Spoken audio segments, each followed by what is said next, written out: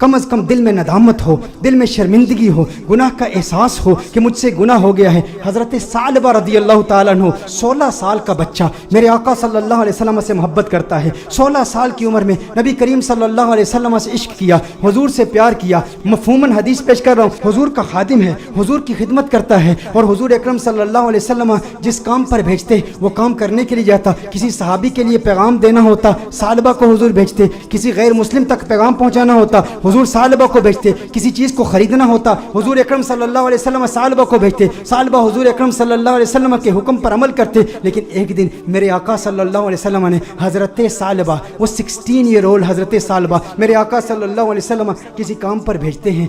आधे दिन का काम था लेकिन बहुत वक्त हो गया, सालबा वापस नहीं आए। सालबा कहाँ गए? जब वापस आ रहे थे तो देखा कि एक हम्माम है, उस हम्माम में एक औरत नहा रही है, एक पर्दा लटका हुआ है, हवा का तेज़ झोंका आता है, पर्दा उठता है, उनकी नज़र उस औरत पर पड़ जाती है। उनके दिल में कुछ रग़बत हुई, कुछ मैलान हुआ, दिल में ख़याल आया, है सालबा दूसरी नज़र तो हराम है लेकिन आज तूने किया क्या? आज तूने इस औरत को देख लिया, ये औरत नहा रही थी, तूने इस हालत में देख लिया। तेरा दावा ये है कि तू हुजूर अकरम सल्लल्लाहु अलैहि वसल्लम का ग़ुलाम है। इतनी कम उम्री में अल्लाह जल्ला व अला ने तुझे इतना बड़ा मकाम दिया, इतनी बुलंदी दी। दुनिया तुझे खादिम मुस्तफ़ा कहती है, दुनिया तुझे हुजूर अकरम सल्लल्लाहु अलैहि वसल्लम का सहाबी कहती है। हुजूर का खिदमत गुजार होके इस औरत को तूने देखा। सालबा पर रिक्कत तारी हो गई, इस कदर रोए, चेहरा आंसुओं से भीग गया। सालबा रोते हुए अपने आप से ये कहते हैं, हो ना हो मेरे आका सल्लल्लाहु अलैहि वसल्लम पर ये वही नाजिल हो चुकी होगी, अल्लाह ने कलाम किया होगा कि सालबा मुनाफिक हो गया है। हुजूर अकरम सल्लल्लाहु अलैहि वसल्लम की खिदमत में रहने वाला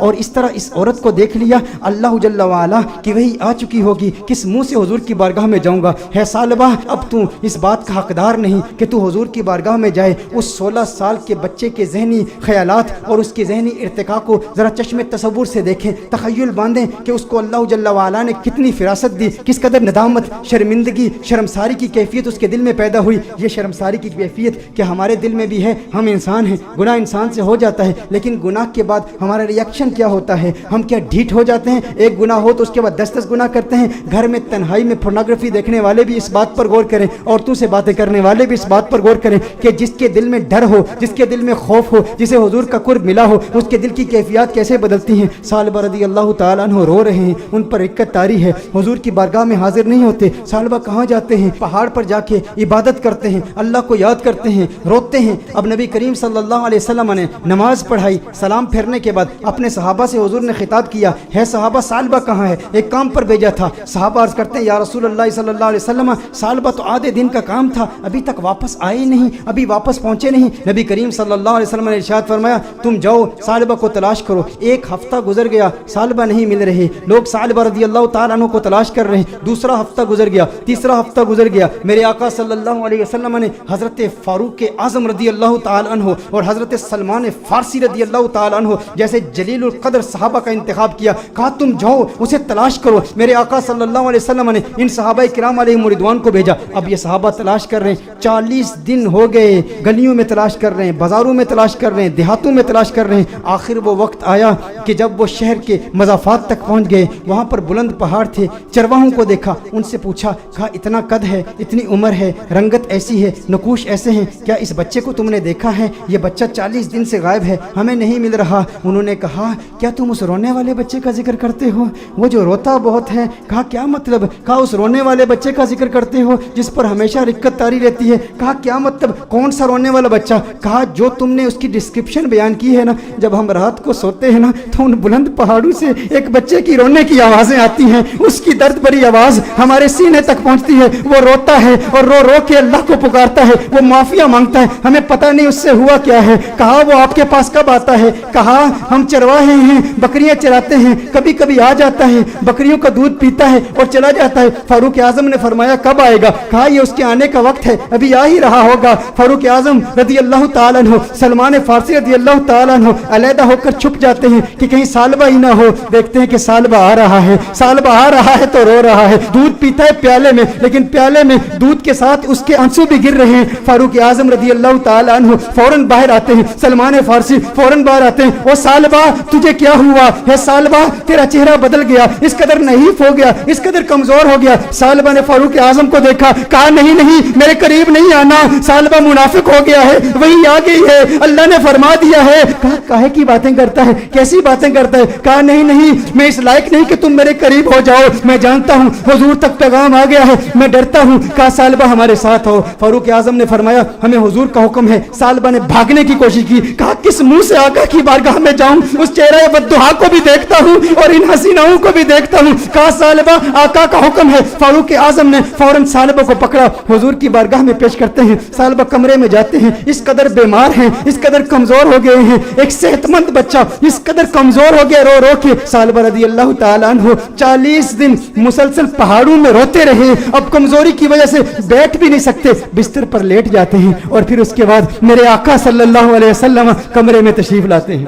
نبی کریم صلی اللہ علیہ وسلم جب کمرے میں تشریف لاتے ہیں, وہ کریم آقا ہیں, ان کی شان کریمی کے کیا کہنے, ان کی عظمتوں کے کیا کہنے. چہیتے ثعلبہ کو دیکھتے ہیں تو میرے آقا صلی اللہ علیہ وسلم بستر کے قریب تشریف لاتے ہیں, اس کے سر کو اٹھاتے ہیں, اپنی گود میں رکھتے ہیں. ارے کیا قسمت ہے اس صحابی کی. میں کہتا ہوں دوستو, گناہ ہو جائے لیکن گناہ کے بعد بھی شرمندگی بھی ایسی ہو, گناہ ہو جائے پھر گناہ کے بعد ندامت بھی ایسی ہو, گناہ ہو جائے لیکن گناہ کے بعد اپنے نفس کو سزا کا سلسلہ بھی ایسا ہو. اور پھر جب اللہ توبہ قبول کرتا ہے نا تو پھر قسمت عروج پہ ہوتی ہے, پھر اس کے مقدر یوں جھانکتے ہیں, اللہ ایسا کرم فرماتا ہے کہ اسے پھر آقا کی گود نصیب ہوتی ہے. میرے آقا ارشاد فرماتے ہیں اے ثعلبہ آنکھیں کھولو. ثعلبہ آنکھیں کھولتے ہیں, کہتے ہیں یا رسول اللہ, آقا میں گنہگار, میں سیاکار, آقا مجھے آپ کی گود ملی, میں اس قابل کہاں.